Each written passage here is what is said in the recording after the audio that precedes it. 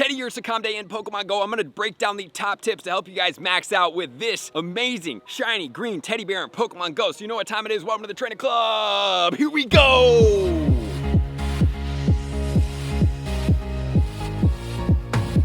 Teddiursa Comm Day, bringing out another Stardust event, and I definitely need this Stardust because I just maxed out all 2 remaining Shundo Dragonites from the last Comm Day. If you guys do want to see me max those out, you can check them out up here, but this Comm Day is going to be fantastic. I'm very excited about it, and we're going to break down the top tips of this Comm Day and a quick introduction of what's going on. Not only that, I will be in Singapore for this Comm Day, so expect my video to come out very early, and hope you guys are ready to have fun. If you're around Singapore, I don't know if I'm doing a meetup, honestly, because I'm also going to be there for a Safari Zone, so I'm probably just gonna grind out as much Stardust as possible, but at the same time, we're gonna have fun during this Comm Day. So this event is gonna go down on Saturday, November 5th, from 2 to 5 p.m. local time. And the bonuses are gonna include increased spawns. We're gonna have 3 times catch Stardust, which is crazy. 2 in 1 month, especially back-to-back weeks, is mind-blowing. 3-hour incenses. We're gonna have 3-hour lore modules, every single lore module. We are gonna have 2 times catch candy. We're gonna have 2 times the likelihood of getting XL candy for catching Pokemon. 1 additional special trade, which will bring this special trade to a grand total of 2 for the day, and you can have 50% reduction on trades. So like I do talk about, guys, if you have been saving up any Pokemon that you want to trade shinies with a lucky friend, this would be a great time to do so. And for evolutions, the feature attack will be high horsepower, which we will check out on Friday to see if this move is going to be good. There will be photobomb encounters. There's going to be the $1 storyline as always, which we will also check out on Friday, and I will break down the moveset of Ursaluna and see if it's going to be good for PvP and GBL. And there's also going to be field research out there. So with all that said, let's not waste any more time getting my top tips, starting off with tip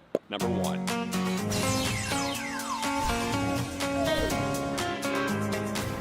Tip number 1 is going to talk about items. So thankfully we did have those gold Pokestops, and I really hope you guys were all over those gold Pokestops in Pokemon Go because they were dishing out an absolute mega ton of items. In specific, a lot of great and Ultra Balls, which was very useful because Dratini Comm Day had me very nervous after I went full speed with the AR catch trick and caught a lot of Dratinis and got a lot of Stardust. So if you guys do want to see more about that AR catch trick, trust me, on Stardust days, no, you're not going to get as much XP, but you will get more candy, more XL candy, and definitely more Stardust by catching Pokemon so much faster, which then can potentially lead to even more shinies, because in that 3 hours I got 35 shiny Dratinis. It was a lot of fun, guys. I'm telling you, check out that video that I talked about, and I will explain a little bit more in that video, but that video I just mentioned is more about it. So not only do you have these balls for the Great Balls and Ultra Balls, I suggest going in with at least 750 if you have that type of bag space. If you don't and you have small bags, guys, you're really just gonna have to delete a lot of potions, a lot of revives, even red balls. You're gonna have to start deleting almost everything, and then you're gonna have to really focus on Ultra Balls as much as possible to just really help you out, because having Ultra Balls works out better for you because you catch Pokemon faster, which is most important. Not only that, we're going to talk about Pinette Berries. I want you guys to play Comm Days as always, as if you never have to play a Comm Day again, so this is going to be a great time to do that. Really get after these Pinette Berries. I'm going to say 300 to 500. However, if you're really focusing on Stardust, you will not have time for Pinette Berries because it slows you down, and by slowing you down, every time you throw a Pinette Berry, you could potentially be catching another Teddy. So I suggest skipping over the Pinette Berries if you really want to truly maximize out on Stardust. And next, you're going to need a grand total of 1 incense, but the Greedy Gluttons event is going to be going down during this day. So for a grand total of 8, you can get 24 hours worth of incense, and even sleeping for 8 hours, you're still going to get way more value than using 8. Let's say you sleep for 8, so you have 16 hours worth of incense for 8. That's 2 for 1, as opposed to using 1 for 1, which is an hour. That would take you 16 incenses to get 16 hours, so I always do that. Not only that, you're going to need a grand total of 6 star pieces to help you max out, and I'm going to say some super incubators as well, because I really hope that you guys listen to this tip right here and get as many 12-kilometer eggs as possible, because those 12-kilometer eggs hatching 12 of 12 will give you 100,000 Stardust. And not only that, guys, guess what? You have the chance, yes, the chance, to be able to hatch the shiny Pawniard at some point in this event as well. But that is going to be when the Team Rocket event starts, and unfortunately, you won't be able to get that during this time, right? So unfortunately that is, but you still get a lot of Stardust, guys, so please go after those and then hatch them all, and then you can maybe even save your inventory for Monday if you really want to be very cautious about spinning Pokestops. I don't know, it's totally up to you, but hey, it's a great way to get Stardust. So beyond that, I suggest 1 or 2 lucky eggs to hit a lot of best friend bonuses, because everybody plays Comm Day. This is a great time to max out on XP at the same time as Stardust, even though you're not going to get a ton. I mean, yes, you can get a lot of XP in general just from throwing excellent throws on Comm Day, but in my focus here, it's all about the Stardust and maximizing on that. And then the final thing I want to talk to you guys about is maxing maxing out the bag space that you do have for Pokemon storage. You want to start deleting Pokemon that you don't need, that you don't want, that you've already traded, that are not going to be powered up, that are not going to be any intrinsic value for you. And do and ask all of those hard questions if you do need those Pokemon. And check out this video, go through your bag, start clearing out, because Comm Day is so good when you don't have to worry about deleting so many Pokemon and the like. So just do that right now, be prepared, get into it, which then leads us into tip number 2.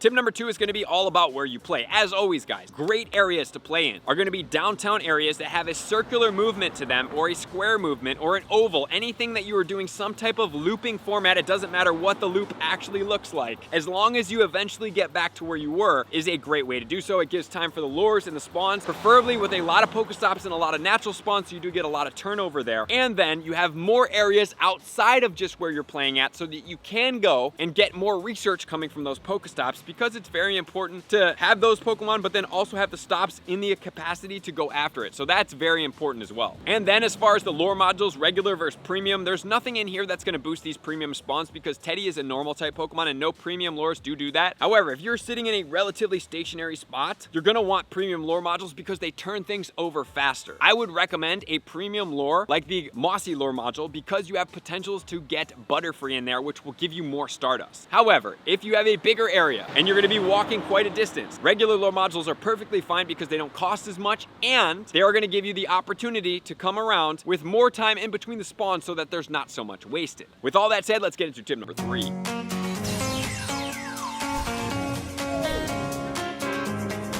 Tip number 3 is going to be all about the start of the event. What are you doing during this event? So you're going to need a Mega. I prefer that you have a Mega level 3, and it has to be a normal type Pokemon, because that's what Teddiursa is. It's going to give you more candy and give you more XL candy for having the Mega level 3s. If you have not seen Mega level 3's effectiveness by now, you need to realize that this is insane, guys. You have to have Mega level 3s of every typing. I have a video out up here for that as well. You have 2 options here: Mega Kangaskhan, Mega Lopunny. Those are going to be your 2 normal type Pokemon that are going to boost the Teddiursa XL candy. I have Mega Lopunny. I am close to my Mega Kangaskhan, but the Mega Lopunny is also pretty cool because it's a dual type and a fighting type, so it can, if you run into fighting types, give you that extra boost. So I prefer that you use Mega Lopunny for the Mega during this event. Number 2, do not catch any Pokemon 30 minutes beforehand, and do not complete any field research on 12:01 a.m. on Saturday, all the way until the event starts at 2 in the area that you're going to be playing, because if you complete it, it will not have the potential to give you the Teddiursa encounter, the 5 Great Balls, or the 2 Ultra Balls, or the Pineapple Berries, or the Stardust. So that is definitely something that you want to have at your capacity. And then make sure that you have coordinated with people that you are going to be hitting best friends, ultra friends, or even great friends with. Have the lucky egg on and realize that XP right up front if that is what you agreed upon, or have your timer set off for that. And make sure to put all of your star pieces on up front for a grand total of 6. Just go ahead and click 6. 1, 2, 3, 4, 5, 6. Get them all ready so you don't have to realize that you're going to maybe miss out by only putting on 1 at a time, because you can keep putting them on, but unfortunately we don't have a plus button to add multiple. You have to go down and scroll and keep putting them layered on top. So with all that said, we're gonna get into tip number 4.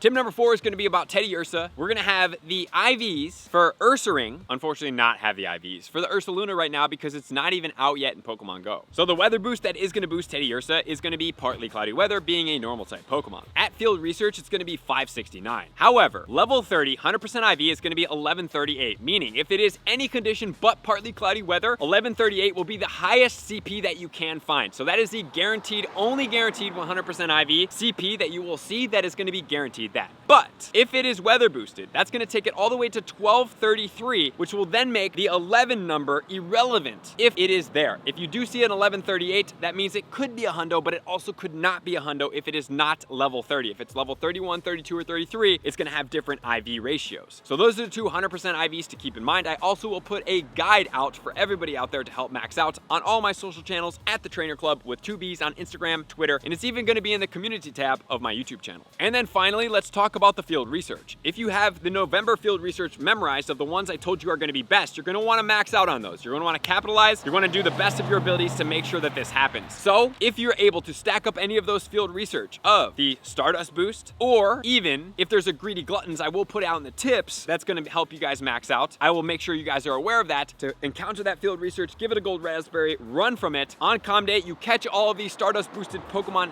field research tasks that you do have stacked up, and you will be able to get even more Stardust much faster. I had 8 Chimechos, and each Chimecho I believe was 4,500 dust per catch. If I had 10, that's 45,000 Stardust in 10 catches, which is crazy. And then of course, let's not forget the skip animation trick, or if you're gonna go even further and faster and get more of everything, you're going to use the AR trick for the entire time, which then leads us to tip number 5.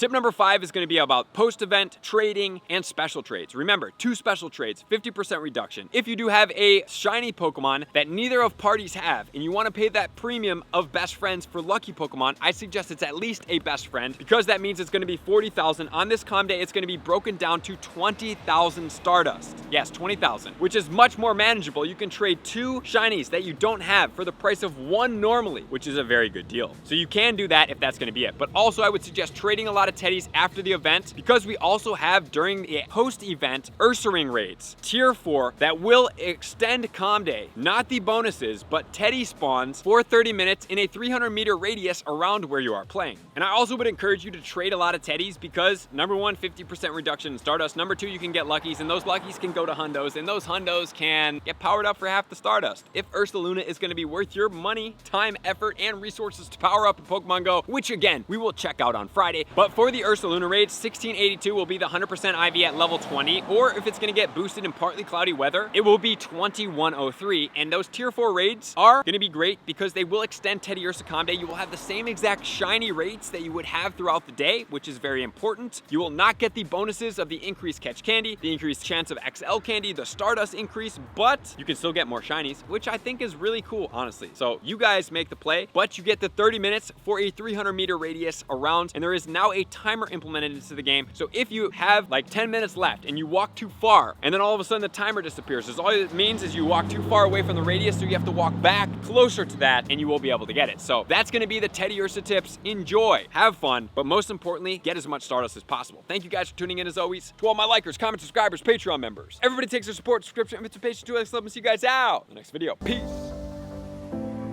I want to take this time to thank everybody who supports me in every facet. It means the world to me, and an extra special thank you to all my Patreons.